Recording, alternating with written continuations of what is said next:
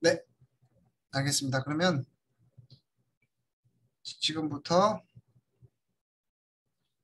여러분들이 그 지난 시간을 리뷰해 보도록 하겠습니다. 지난 시간에는 약물이 어떻게 흡수되는지에 대해서 아주 뭐라 그래야 되나 마이크로하게 아주 작은 아주 마이크로하고 마이크로한 형태로 설명을 했었는데 아마 오늘은 약간 매크로한 형태로 설명을 할 겁니다. 다시 말하면 마이크로한 형태가 뭐냐면 우리가 셀 멤브레인에서 어떻게 약물이 왔다 갔다 하는지에 관해서 설명을 들었고요. 그리고 오늘은 대장, 소장, 위 등에서 어떠한 형태로 움직이는지에 대해서 설명을 드리도록 할 겁니다. 지난 시간에 맨 처음에 했던 내용이 뭐냐면 셀 멤브레인을 이렇게 확인했었어요.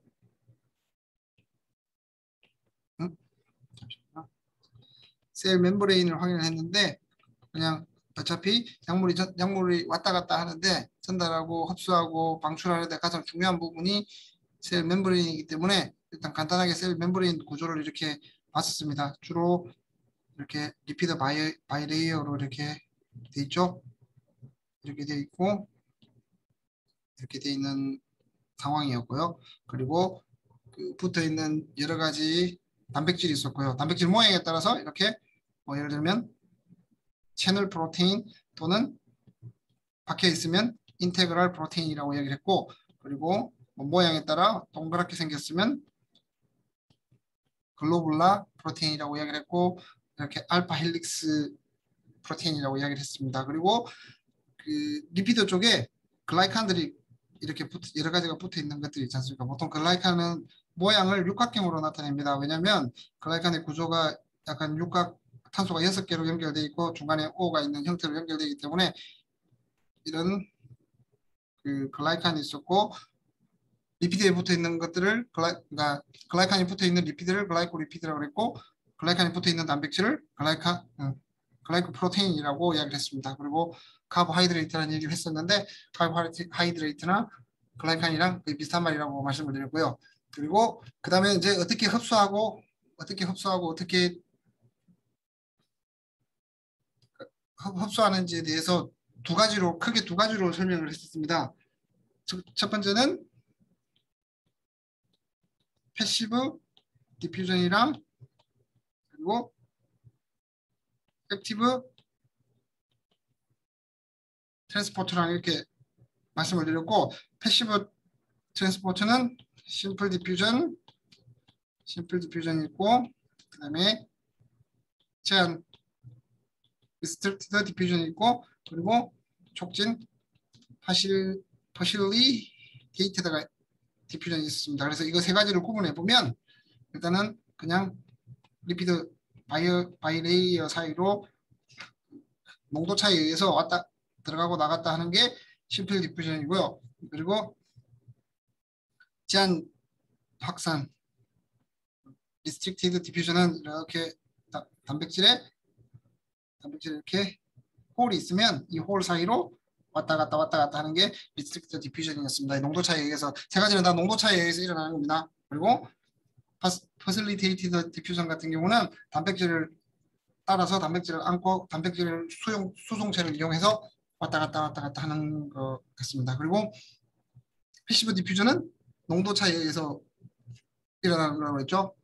그리고 액티브 트랜스포트는 농도가 낮은 데서 높은 데로 갈 수도 있긴 한데 얘들은 다른 에너지를 받아야 되고 그러니까 낮은 농도에서 높은 농도로 가려고 그러면 이 에너지를 받아야만 역으로 올라갈 수가 있잖아요.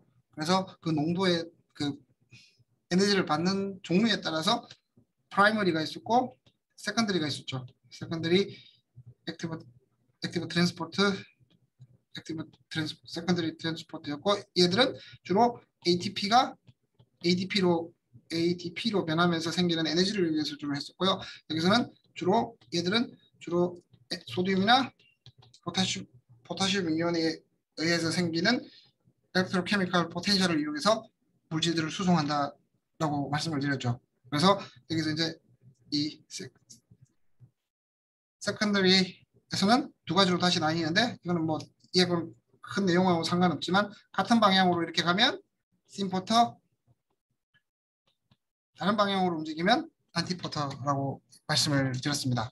그죠? 그리고 다시 생각해 보면 우리가 이 패시브 디퓨전에서는 가장 중요하게 생각해야 되는 문제가 뭐냐면 픽스로우라는 식으로 거의 다 설명을 하고 계산을 했었죠. 그래서 그 픽스로우와 함께 여기서 플러스 고려해야 될 게 핸드슨 하셀바흐 이케이전이 가지고 설명을 했습니다. 이 두 가지로 설명했는데 얘들은 이제 이동하는 양에 관한 거고 그 이동하는 양에 관해서 얼마나 많이 이동할까를 pH와 pK의 그 물질이 가진 pK 우리가 약이 가진 pK 값을 이용해서 설명한 게 이 핸더슨 하셀바우 이케이션이라고 생각하시면 될 것 같아요. 이 두 가지가 패시브 디퓨전을 설명하는 내용이었죠. 그리고 쭉 뒤로 갔을 때 이제 그 사이에 뭐 여러분들이 계산을 하면 뭐 우리 몸속의 멤브레인 사이에 pH가 어떻게 되고 하면 pH가 그러니까 예를 들어 블러드에서 pH가 뭐 4.7이다라고 하면 위크 애시드 같은 경우는 어떠한 형태로 돼서 그러니까 이온의 양이랑 이온화되지 않은 양 그러니까 위크 애시드 같으면 이온화되지 않은 게 그 디퓨전이 더 잘 되겠죠. 왜냐하면 지용성인 것들이 조금 전에 말한 여기 리피드 바이레이어를 더 쉽게 통과하고 잘한다라고 그랬잖아요. 이온이 되거나 하면 차질을 띠기 때문에 이쪽에서 흡수하기 쉽지가 않습니다. 그래서 일단은 HA 폼보다는 A- 폼보다는 HA 폼이 더 왔다 갔다 하기 좋고 그리고 B 폼이 BH 플러스 폼보다는 더 왔다 갔다 하기 좋다라고 말씀을 드렸잖아요. 그래서 얘들이 어떤 특정한 pH에서 핸더슨 하셀바흐 이케이션을 통해서 HA가 A-보다 얼마나 많은지를 통해서 이동을 잘 하는지 안 하는지를 여러분들이 판단을 할 수가 있었습니다. 이게 그 패시브 디퓨전에 관한 내용이었고요. 그리고 우리가 마이클리스 멘텐 커브를 제가 말씀을 드렸었는데 이렇게 해서 이런 형태가 됐죠. 이게 마이클리스 멘텐 할 때는 그 엔자임의 반응 속도였는데 여기서는 우리가 Vmax라고 표현을 했죠. 얘들은 다시 식을 써보면 S out 그리고 왔다 갔다 CS 플러스 C 플러스 S in 얘들은 이제 멤브레인 안쪽으로 멤브레인 바깥쪽으로 들어가는 약물을 생각할 수가 있겠죠. 그리고 얘들은 단체 캐리어랑 붙어 있는 상태라고 이 식을 제가 유도를 했었는데 그 유도한 걸 쭉 유도하게 되면 JS는 Jmax 여기 KM 플러스 S out 그리고 S out이 됐죠. 그러니까 이쪽이 S out의 농도인데 S out의 농도가 무한히 커지더라도 이게 속도는 어느 정도 일정하게 된다는 거죠. 우리가 보통의 앞에서 본 패시브 디퓨전 같은 경우는 농도에 따라서 이렇게 되겠죠. 그죠? 농도 차이가 나면 날수록 농도가 높아지면 바깥쪽에 농도가 높아질수록 만약에 안쪽이 농도가 없고 낮다고 하면 농도가 높아지면 높아질수록 훨씬 더 많은 양들이 흘러 들어가겠죠. 그죠? 근데 여기서 왜 이러한 형태로 직선으로 변하지 않고 이렇게 가서 커브를 그리게 되냐면 이거는 단백질, 즉 담체 양이 한정적이기 때문에 그렇습니다. 그러니까 다시 말하면 증가하는 농도를 계속적으로 모든 걸 다 처리할 수 있는 단백질 캐리어의 양이 많지 않기 때문에 캐리어의 양이 한정되어 있기 때문에 계산을 해보니까 다음과 같은 형태의 그래프가 나온다는 겁니다. 이게 이제 액티브 트랜스포트 내용을 전체적으로 지배하는 이케이션이라고 생각하시면 될 것 같아요.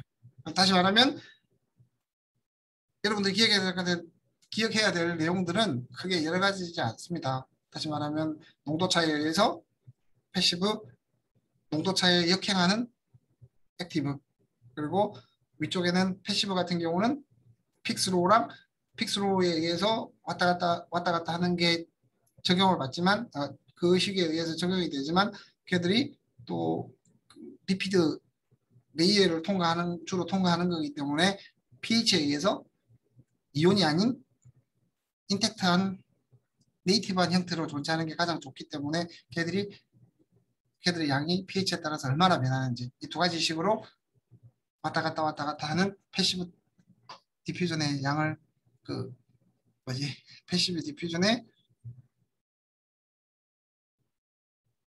플럭스를 계산을 할 수가 있었습니다. 그리고 액티브 트랜스포터 같은 경우는 그 수송할 수 있는 담체의 양이 한정이 되어 있기 때문에 마이클리스 멘테이식에 의해서 지배를 받고 농도가 계속적으로 증가한다고 하더라도 직선으로 증가하는 게 아니라 담체의 양 때문에 가다가 어느 정도 아무리 농도가 증가하더라도 Jmax, Vmax까지밖에 속도가 나지 않는다라는 게 지난 시간 두 가지의 큰 흐름이었습니다. 그리고 여러 가지를 이야기를 했었고 이렇게 이제 트랜스포트 하는 게 우리가 두 가지만 그러니까 총 6가지, 5가지죠. 패시브 디퓨전의 3개 그리고 액티브 트랜스포트의 2개 이렇게 5가지로 나눌 수 있었는데 그거 외에도 제가 엔도사이토시스, 엑소사이토시스에 대해서 말씀을 드렸습니다.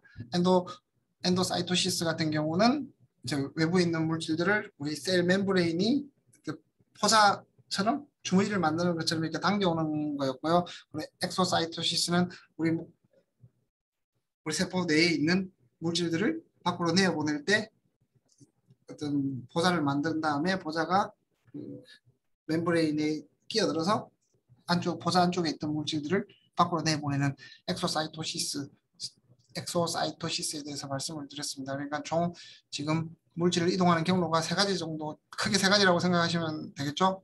그리고 끝날 때 우리가 엑소사이토시스가 예전에는 셀 내에서 밖으로 내보내는 어떠한 예를 들면 쓰레기를 배출하는 형태의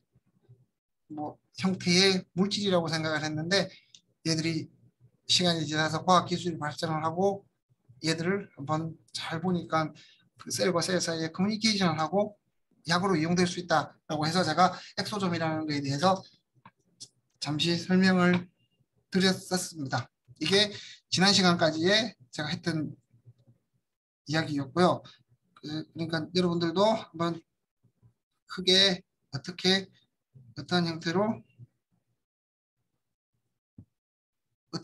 전체적인 내용이 되는지에 대해서 한번 생각해 보면 훨씬 더 공부하는데 쉽게 접근할 수가 있을 거예요. 조금 더 내려갈 수도 있지만 전체적으로 약물들이 우리의 세포막에서 어떻게 이동하는지에 관해서 몇 가지로 나누고 걔들을 지배하는 방정식이 어떻게 되고 그걸 계산할 수 있고 그리고 어떠한 또 다른 형태 예를 들면 엔도사이토시스, 엑소사이토시스도 있을 수 있다라는 게 우리가 이제 셀 멤브레인을 가지고 이야기를 한 겁니다. 크게는 3가지, 그 사이 각각의 세네 가지씩 있겠지만 얘들을 설명할 수 있으면 아마 지난 시간에 배운 내용은 거의 다 완벽하게 마스터했다고 생각을 하실 수 있을 것 같아요. 그리고 그러면 지난 시간에 했던 내용들을 조금 더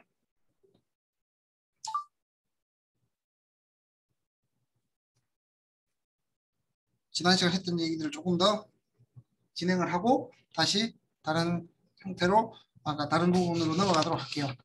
잠시만요.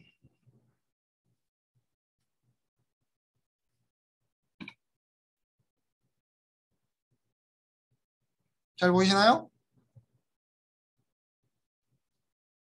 네. 지난 시간에 제가 여기까지 설명을 했었죠. 그리고 이 다음에 엑소점이라는 것에 대해서 간단하게 설명을 하고 넘어갔었는데 지금은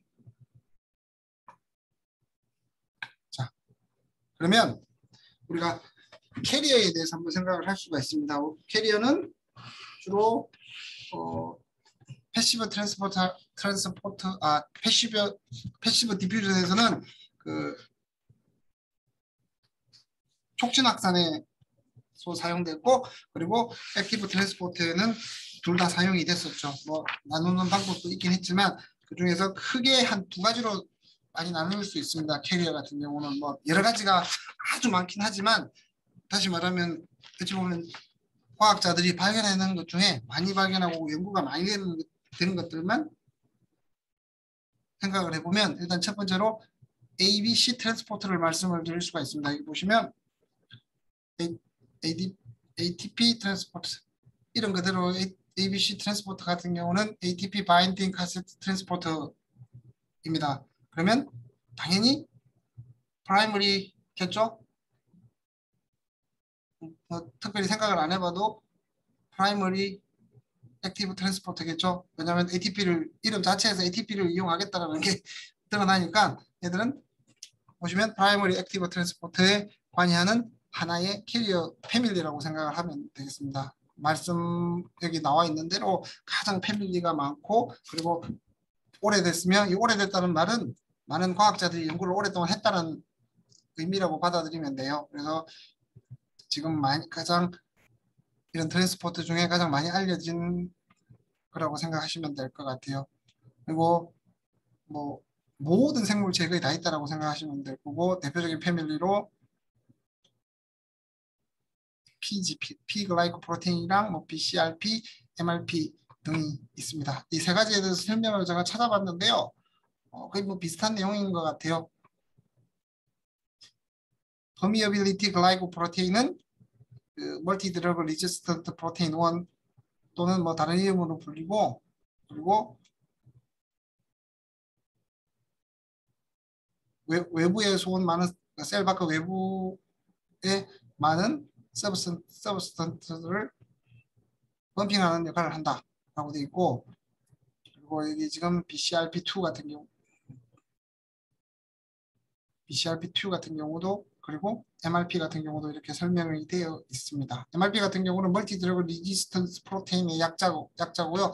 PGP는 퍼밀리어빌리티 글라이코프로테인의 약자라고 생각하시면 될 것 같습니다. 그리고 여러 가지로 이렇게 보시면 아시겠지만 여러 가지 종류가 많습니다. 뭐 제가 어디다 적어 놓긴 했는데 SLC구나. 아주 패밀리가 많습니다. 근데 이름을 보시면 제 생각으로는 보통 우리가 케미칼들이나 뭐 어떤 특정한 종류가 많아지면 노멘클레이처라고 그러죠. 명명법이라 그러는데 그런 것들이 많습니다. 우리 예를 들면 유기학 배울 때 가장 먼저 하는 게 케미칼들 이름 붙이는 것들을 나오잖아요. 그런 것처럼 보통 노멘클레이처가 있는데 얘들은 그냥 발견된 순서대로 갖다 붙인 것 같아요. A, B, C, A 같이 이렇게 보이는 거 보니까 보통 뭔가 패턴이 있는데 잠시만요. 자 그러면 제가 가장 좋은 패턴을 보이는 걸 제가 한번 잠시만요. 제가 가장 좋은 패턴을 보이는 걸 한번 여러분들에게 소개시켜 드리도록 하겠습니다. 원래 여러분들 최근에 많이 들어본 항체의약품들 있잖아요. 항체의약품들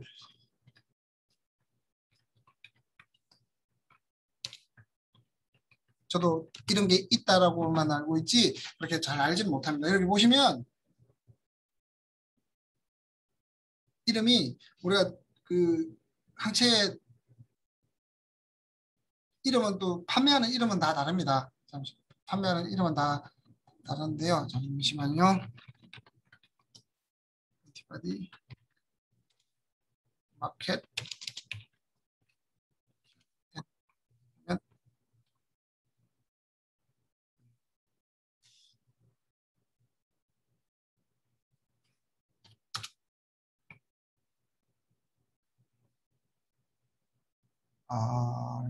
여기는 영어 이름이 안 나와 있는 상황이라서요. 잠시만요. 제가 이거다. 자 보시면 자 앞에 우리가 마우스 그러니까 G에서 만들어낸 항체 같은 경우는 MO를 붙이고 키메릭 G에서 만든 걸 사람 어떻게 일부분만 떼어가지고 일부분 그러니까 잘 바인딩하는 부분만 사용해서 사람에게 붙인 게 키메릭인데 그걸 C라고 붙이고 여러 부분을 휴머나이즈 한 게 G라고 붙이고 그냥 사람 시퀀스에서 그대로 온 걸 무라고 붙입니다. 그리고 이제 각각의 타겟들 암, 이뮤 시스템 그리고 카디오바스큘라 그리고 바이러스 등에 대해서 타겟에 따라서 이렇게 이름을 붙이거든요. 그래서 보면 똑같이 이렇게 여기 아달리 무밥 하면 무니까 사람 휴먼 항체라고 생각하십니다. 이렇게 자 이걸 보여준 이유가 뭐냐면 보통의 경우는 이런 것들이 여러 가지 것들이 막 쌓이게 되면 패밀리들이 막 쌓이게 되면 이러한 형태의 노멘클레이처를 만듭니다. 근데 지금 이 ABC 트랜스포터 같은 경우는 만들지 않은 것 같아요. 그러니까 제가 볼 때는 발견된 순서대로 그냥 A, B, 뭐 C, A 1번, 2번, 3번, 4번 붙인 것 같습니다. 그래서 테이블에 보시면 여러 가지 종류가 나와 있고 그리고 뭐 얘들이 문제가 생겼을 때 생기는 디지즈에 대해서 나와 있는데 여러분들 이거 외워야 됩니까? 안 외워도 됩니다. 나중에 혹시나 필요할 때 찾아보면 되니까 이런 것들은 구글이나 위키피디아에 잘 나와 있으니까 외울 필요는 없고 아 이런 종류들이 있고 이런 종류들이 있고 대략적으로 여러 가지가 아주 많다 정도까지만 알고 있으면 돼요. 나중에 ABC 트랜스포터에 대해서 문제가 생기면 다시 찾아보면 되니까 얘들이 뭐 하는 건지 ATP를 이용해서 어떤 드럭이나 머티리얼들을 수송하는 역할을 한다라는 정도만 하시면 될 것 같아요. 그리고 그 다음에 SLC 트랜스포터, 솔루트 캐리어 트랜스포터 뭐 다시 말해서 용지를 이동하는 그냥 우리말로 해석을 해도 용지를 이동하는 트랜스포터라고 생각을 할 수 있는데 얘들은 지금 제가 위키피디아에 찾아보니까 총 66가지의 패밀리가 있더라고요. 정말 많았습니다. 보시면 솔루트 캐리어 트랜스포터 위키피디아 이렇게 찾아보니까요. 총 여기 패밀리가 66가지가 나옵니다. 그 안에서도 막 몇 가지씩 주르륵 나오는데 얘들도 연구가 많이 돼 있는 상황이고 다시 생각해 보면 지금 앞에 ABC 같은 경우는 프라이머리 트랜스포터 그리고 SLC 같은 경우는 대표적인 세컨더리 트랜스포터라고 생각을 하시면 될 것 같아요. 그래서 하는 역할들도 많고 그리고 여기에 오른쪽 밑에 테이블에 보시면 간단하게 한 4가지 정도의 예시가 나와 있습니다. 얘들이 어떤 역할을 하고 그리고 얘들이 뭐 망가지거나 작동을 제대로 하지 못할 때 어떠한 형태의 일들이 나타나는지 어떠한 병명이 나타나는지에 대해서 표시되어 있습니다. 그리고 가장 중요한 건 SLC 트랜스포터 같은 경우는 세컨드리이기 때문에 ATP를 이용하지 않고 소듐이나 나트륨 펌프에 의해서 생긴 엘렉트로케미칼 포텐셜을 이용해서 수송을 한다라고 생각하시면 될 것 같습니다.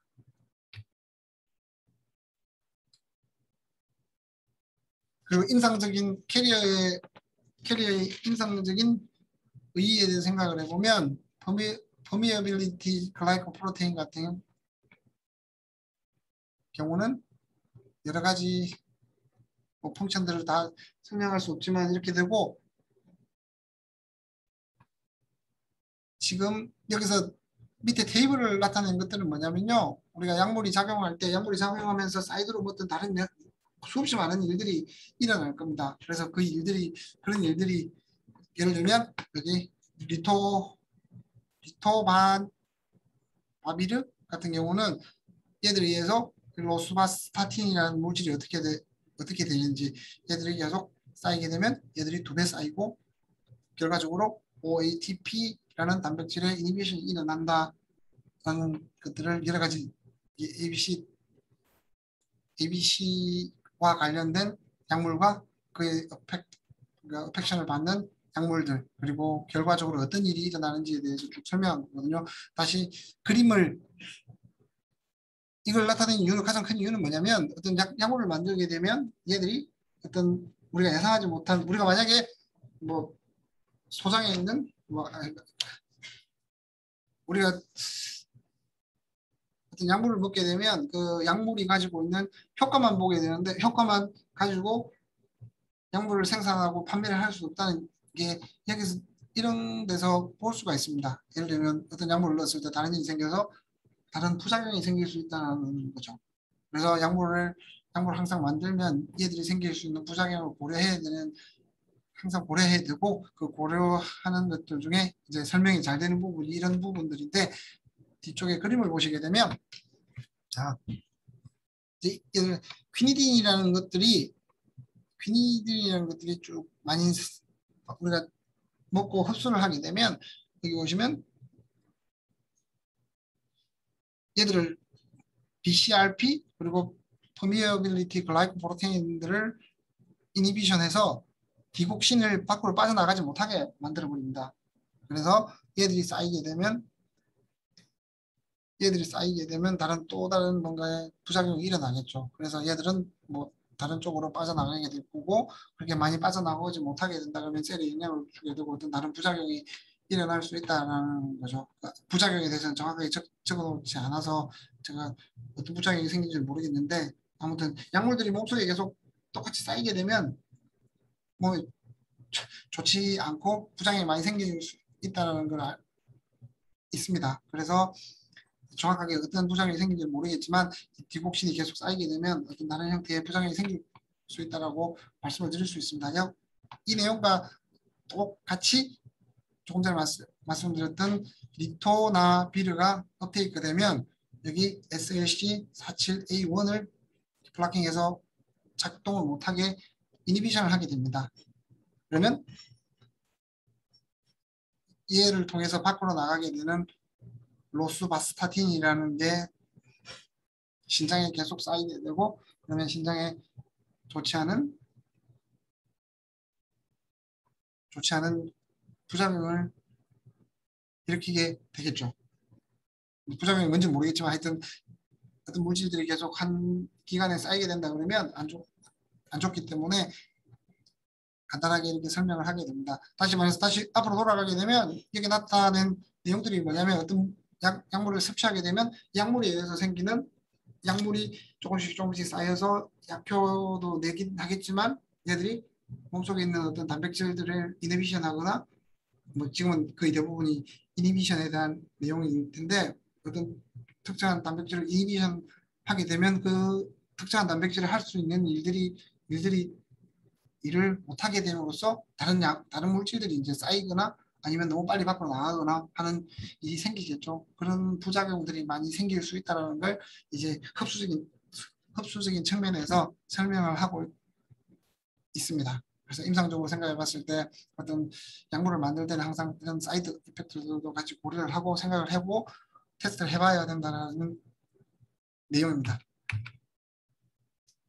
그러면 이제 우리가 약물 자체가 가진 약물도 여러 가지 종류가 있을 거잖아요. 뭐 제가 듣기로는 작년에 미국 FDA로부터 허가를 받은 약물이 한 달에 22개인가 1년에 22개인가 그렇게 제 생각으로는 지금 대충 봤을 때는 한 달에 한 22개 정도 될 것 같아요. 그래서 그렇게 많은 약물들이 그러니까 많은 약물들이 허가를 받았고 생산이 될 건데 얘들이 모양도 다르고 사이즈도 다르고 뭐 수없이 다를 거잖아요. 뭐 우리가 이때까지 계속 배운 PK는 무조건 물론 다를 거고 그래서 이제 그러한 그 약물들이 가진 특징이 어떠한 약물들이 가진 특징이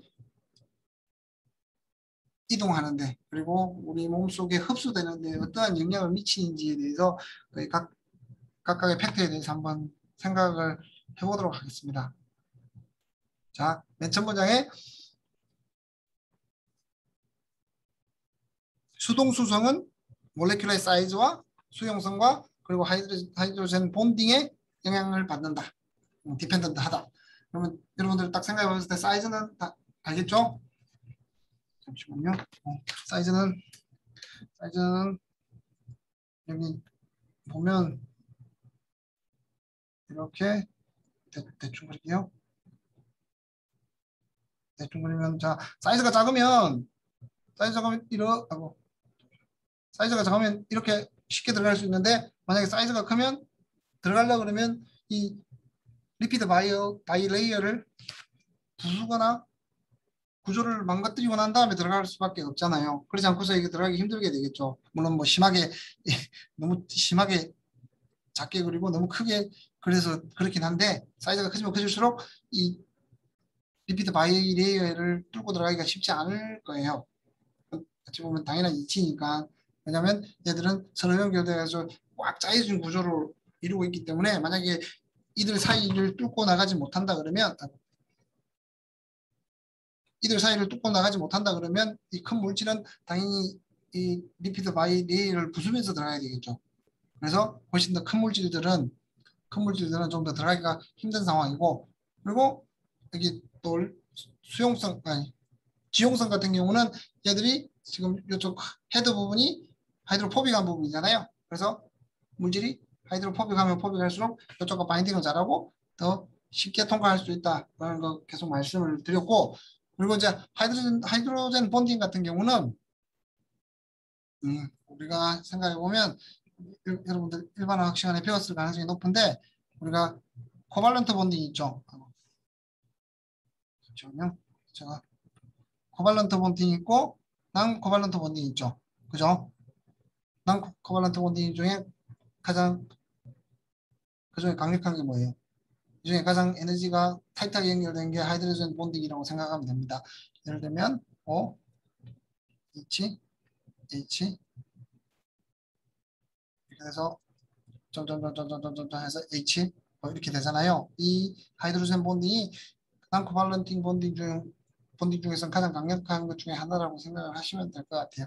그래서 만약에 얘도 이제 어떠한 이펙트가 있냐면, 뭐 예를 들면 난코발런트 본딩으로 정확한 위치가 아니라 다른 데 붙어버리면 다시 띄어지기 쉽지 않기 때문에 이동을 하거나 할 때 좀 더 많은 에너지가 들어오고 좀 힘들겠지만, 뭐 정확한 부위 쪽으로 가서 난코발런트 본딩으로 붙게 된다 그러면 더 좀 더 쉽게 가고 쉽게 수송이 되거나 그렇게 되겠죠. 그래서 왜냐면 바인딩의 하이드로젠 수소 결합의 바인딩 에너지 때문에 아마도 패시브 디퓨전에 영향을 미치지 않나라고 생각되십니다. 그러면 일단은 우리가 몰레큘러 웨이트를 한번 보도록 하겠습니다.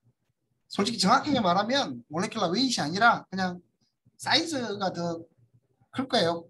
사이즈가 더 정확한 표현일 텐데, 뭐 대략적으로 사람들이 몰레큘러 웨이트이 크면 몰레큘러 사이즈가 크다라고 생각을 하는 거죠. 근데 간단하게 생각해보면 벤젠링이 총 76이에요. 탄소가 6개죠.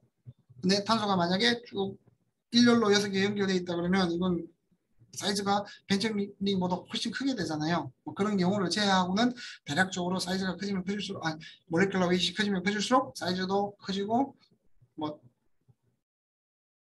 일반화학 시간에 배웠을지 모르겠지만 크로스 섹션이 더 커지게 되는 거죠. 그 크로스 섹션과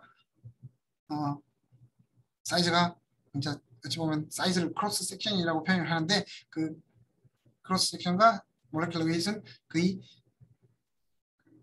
비례한다라고 생각을 하시면 될 것 같아요. 안 그런 경우도 있지만 대략적으로 모두가 비례한다라고 생각을 하면, 일단 만약에 200달톤 이하는 수동수송으로 잘 수송이 된다. 뭐 사이즈가 작으니까 이쪽에서 왔다 갔다 하기 쉽다라는 의미겠죠. 근데 200달톤 이하의 가장 대표적인 약물이 아스피린이 한 180달톤 정도 됩니다. 그 이하의 약물들. 근데 최근에 나오는 뭔가 좀 특수한 약물들, 뭐 예를 들면 적응증이 좀 신기한 것들은 절대 200밑으로 내려가지 않습니다. 대략적으로 최근에 나온 것들이 대부분 다 보통 보면 한 500이 넘는다고 생각하시면 될 것 같아요. 그래서 300에서 400, 그 중간 정도 되는 것들은 지금 거의 대부분이 크리칼에 많이 사용되고 있고, 그리고 디퓨전 코에피션트, 얘들이 디퓨전 코에피션트가 있을 거잖아요. 그 물질이 가진 디퓨전 코에피션트와 얘들이 혹시나 하이드로젠 본딩이 생기면 그 수소 결합에 의해서 뭔가 영향을 받을 것이다. 근데 그게 좋은 쪽으로 작동할지 나쁜 쪽으로 작동할지는 모르겠지만 제가 추측하건데 아마 안 좋은 쪽으로 작동할 가능성이 높습니다. 원하는 쪽보다는 다른 쪽에 붙어서 떨어지지 않으면 수송하기가 더 어려우니까 이 수소 결합이 아마도 마이너스 쪽, 그러니까 이동하는데 좋지 않은 영향을 미치지 않을까라고 생각을 하고 있습니다. 그리고 500달톤이 넘게 되면 수동 수송은 거의 불가능하고요. 그리고 700달톤 정도가 되면 이게 거의 맥스라고 생각하시면 될 것 같아요. 수동 수송으로 다시 말하면 얘들을 통과하거나 아니면 수동 수송 중엔 단백질 담체 등을 이용해 가지고 이렇게 이온 채널이 있으면 이온 채널 사이를 이렇게 통과하거나 아니면 여기 단백질을 담체로 이렇게 들어갔다 왔다 갔다 하는 건 거의 700이 맥스라고 생각하시면 될 것 같습니다.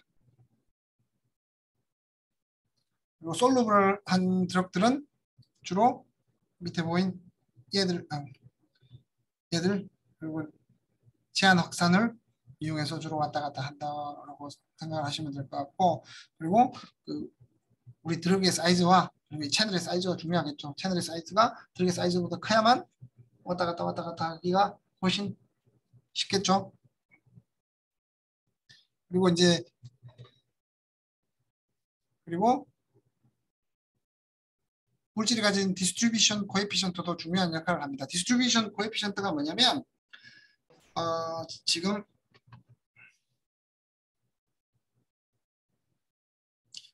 다시 보면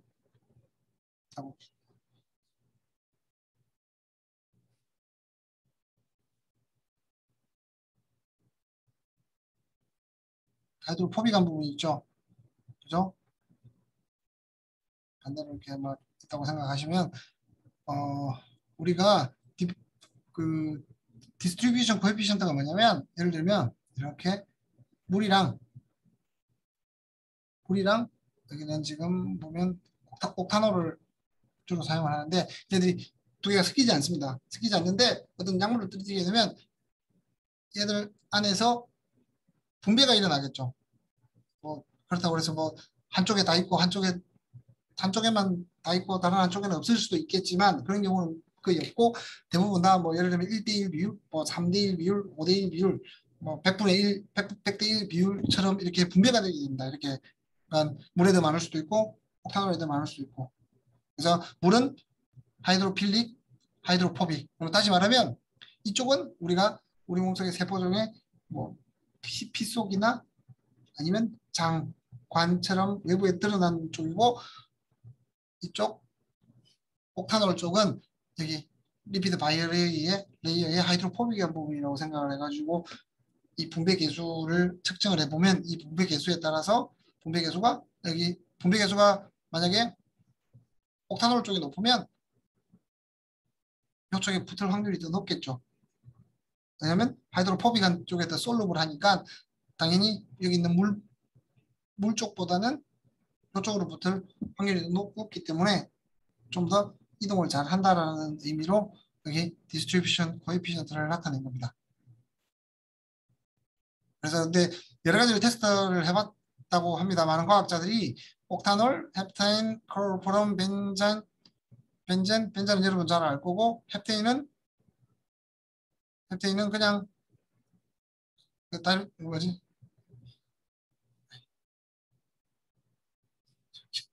죄송합니다.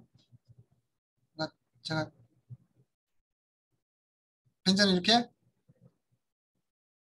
그 이중결합이 있는 거고 헵테인은 없는 거죠. 그래서 얘들은 하이드로포비시티가 높은 것, 물보다 훨씬 높은 것들이고 아이소아밀, 아세테이트, 올리브 오일 등을 이용해가지고 실험을 해봤는데 옥타놀이 우리 보통의 그 셀과 가장 비슷하게 나타나진다라고 이제 사람들이 판단을 했습니다. 그리고 그다음에 퍼미비빌리티 코에피션트 로그 APP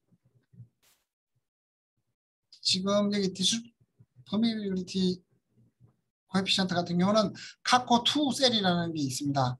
카코2 셀이라는 게 있는데 걔들을 가지고 테스트를 해보니 보통 10의 7승에서 10의 4승 cm per sec라고 세커 정도 나온다라고 실험 결과를 잠시만요. 실험 결과를 얻었습니다. 제가 한번 이건 다시 한번 찾아볼게요. 이게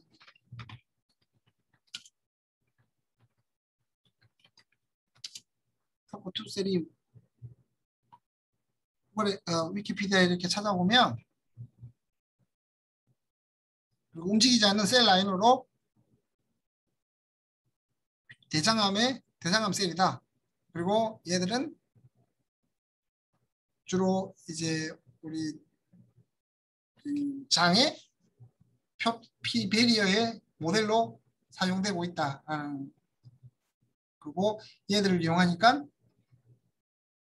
각 물질들의 퍼미어빌리티 코에피션트를 쉽게 구할 수 있다라고 쉽게 구할 수 있다라고 결과를 냈고 그런 다음에 이제 계산을 해보니까 실험을 측정을 해보니까 10의 마이너스 7승에서 10의 4승 정도로 많은 물질들이 이 정도로 가지고 있다라고 실험 결과를 얻었습니다. 그리고 만약에 이 퍼미어빌리티가 10의 6승, 10의 마이너스 6승 센티미터 퍼 세컨 이상이면 거의 모든 약물이 이 소장에서 다 흡수가 되고요. 그리고 10의 마이너스 7승에서 10의 마이너스 6승 사이가 되면 대충 옵션이 1% 100% 사이라고 왔다 갔다 한다라고 그 물질에 따라서 물질의 퍼미비얼리티 코에피션트에 따라서 흡수되는 양이 차이가 난다라고 실험적으로 증명을 했습니다. 근데 여러분들 이게 다 뭐 하나만 가지고 설명을 할 수 있는 게 아니고 뭐 어떤 물질은 몰레큘러 사이즈가 더 도미넌트 할 수도 있고 어떤 물질은 퍼미비얼리티 코에피션트가 도미넌트 할 수 있고 그러니까 하나만 가지고 설명할 수 있는 게 아니라 여러 가지로 가지고 종합적으로 설명을 해야 되는데 보통의 경우는 결과가 나오게 되면 그거에 따라서 이렇게 세 가지 중에 하나를 가지고 설명을 끼워 맞추는 듯한 느낌입니다. 그래서 우리가 솔직히 말하면 이렇게 세 가지가 크게 영향을 미칠 거라고 알고는 있지만 어떤 물질을 주고 예측을 하라 그러면 할 수가 없어요. 어떤 게 더 영향을 크게 미칠지 모르기 때문에 보통 그냥 세 가지 정도를 가지고 설명을 하는데 이 물질이 흡수가 잘 되는지 안 되는지는 나중에 결과가 나오고 나면 이 세 가지 중에 한 가지로 주로 설명을 한다고 생각하시면 될 것 같아요. 자, 그러면 우리 여기 디스트리뷰션 코에피션트에 대해서 한번 생각을 해보도록 할게요. 디스트리뷰션 코에피션트는 뭐냐면 지금 로그 D라고 나타났죠? 로그 D는 로그 워터 안에 있는 아큐어스한 불 안에 있는 거랑 그리고 옥타놀. 아까 옥타놀이 가장 우리의 그 셀 멤브레인과 결과적으로 비슷하다고 그래서 옥타놀을 주로 데이터로 사용한다고 그랬잖아요. 옥타놀에 녹아 있는 양을 비교했을 때 이게 디스트리뷰션입니다. 만약에 얘들이 지금 보면 로그 1이 0이다. 로그 D가 0이다. 그러면 1은 1이 되잖아요. 로그 D가 만약에 0이다. 그러면 양쪽에 녹아 있는 물질들이 이렇게 같게 되겠죠. 다섯 개. 근데 만약에 이 로그 D가 1이다. 여기 보시면 1이면 로그 D가 1이니까 10 equal 워터 그리고 옥테인이잖아요. 10배가 되겠죠. 그러니까 물에 녹은 것보다 옥탄에 녹은 게 10배가 되겠죠. 그래서 지금 보면 이 물질이 여기 총 개수를 세보면 10개고 여기가 하나예요. 그래서 이 수치를 가지고 양쪽에 얼마나 녹아 있는지 알 수가 있다는 거죠. 실험적으로 증명을 할 수가 있겠죠. 이건 쉽게 나중에 어떤 물질을 넣어주고 양쪽에 농도를 재보면 되니까. 그죠? 근데 만약에 여러분들 대략적으로 봐서는 이 옥타놀에 녹아 있는 게 많으면 높을수록 그러니까 다시 말하면 이 로그 D 값이 커지면 커질수록 리피드 바이레이어에 붙을 확률이 높고 훨씬 더 확률이 높아짐으로써 안쪽으로 들어갈 가능성이 높다라고 생각하시면 될 것 같아요. 그래서 지금 오른쪽에 보면 한 5가지 정도의 제가 5가지 정도의 예시를 보였습니다. 몰레큘러 웨이트랑 디스트리뷰션 코에피션트 그리고 옥타놀 물에서 측정한 디스트리뷰션 코에피션트의 로그 값 그리고 퍼미어빌리티 코에피션트의 로그 값을 이렇게 측정했는데 제가 쭉 한번 봤는데 지금 이렇게 한두 가지를 봐서는 알 수가 없어요. 뭐 예를 들면 몰레큘러 웨이트 쭉 증가하잖아요. 그렇다고 해서 로그 D 값이 쭉 증가하는 것도 아니고 퍼미어빌리티 코에피션트 쭉 증가하는 것도 아니고 줄어드나 뭐 그런 것 같지도 않고 뭐 크게 뭐 연관성이 없어 보입니다. 근데 많은 사람들이 여러 가지를 통해서 데이터를 보니까 다음과 같은 그래프처럼 나타내어진다라고 결과를 얻었습니다. 그래서 몰레큘러 웨이지 대략적으로 몰레큘러 웨이지 조금 커지면 커질수록 이렇게 커지면 커질수록 로그 P 값은 그러니까 퍼미비얼리티 코에피션트는 커지는데 로그 D 값은 몰레큘러 웨이트이 커진다고 해서 크게 차이가 나는 게 아니라 몰레큘러 웨이트이 커지면 커질수록 로그 D 값은 크게 영향을 받거나 그러지 않는 상황입니다. 대신 로그 D와 로그 P 값은 약간의 이런 글래프 슬로프 이게 산등성이처럼 이렇게 약간의 절벽일 수도 있고 뭐 산비탈일 수도 있고 이러한 형태로 나타내지는데 이 두 가지를 가지고 약간 예측을 할 수 있다는 거죠. 그러니까 다시 말하면 여러분들이 예를 들어 뭐 몰레큘러 웨이트 500인 약을 하나 만들었다. 그러면 대략적으로 이 그래프를 통해서 디스트리뷰션 코에피션트랑 퍼미비얼리티 코에피션트를 대략적으로 알 수가 있다는 예측을 할 수가 있다는 거죠. 그렇게 되면 뭐 패시브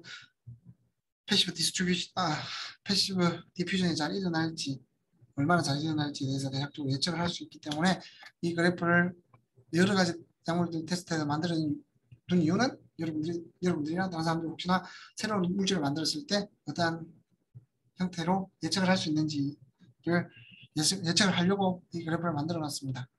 근데 뭐 간단하게 이렇게 설명하기는 쉽지가 않은 것 같고 이 그래프를 보면서 내가 만약에 뭐 500짜리 몰레큘러 웨이트를 만들어서 내가 로그 D 실험을 해보니까 대충 pH 4에서 pH 7.4에서 로그 D 값을 계산해 보니까 한 1 정도 나오더라. 그러면 로그 AP 값은 마이너스 한 6.3 정도 나오겠네 라고 예측을 하기 위해서 이 그래프를 많은 물질의 데이터를 가지고 이렇게 만들어 둔 겁니다.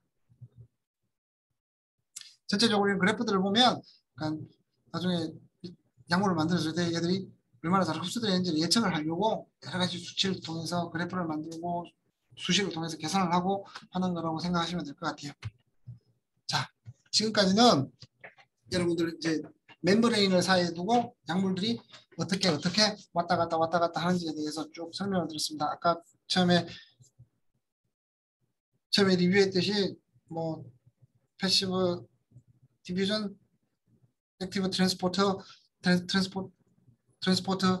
시작해가지고 어떤 수식이 얘들을 지배하는지 그리고 엔도사이토시스, 엑소사이토시스까지 설명을 했고 거기에 따라서 나오는 이제 약물이 가진 특징들에 의해서 어떻게 흡수가 잘 되는지 안 되는지 거의 대부분이 잘 되는지 안 되는지 거의 쭉 보다 보면 여러분들이 현재까지는 담체를 이용하게 되면 담체의 양이 어느 정도 한정돼 있고 다른 엘렉트로케미칼한 포텐셜이 생기기 때문에 얘들을 크게 설명하기는 쉽지가 않을 것 같고 대신 이제 디퓨전하는 리피드 바이레이어 사이로 디퓨전하는 것들에 대해서 설명이 좀 많이 일어났습니다. 그리고 뭐 pKa 값 그리고 pH 값으로 이온의 얼마고 지용성이 얼마인지 그 지용성이 얼마나 이동할 것인가 그리고 뒤쪽에 가서는 디스트리뷰션 코에피션트 그리고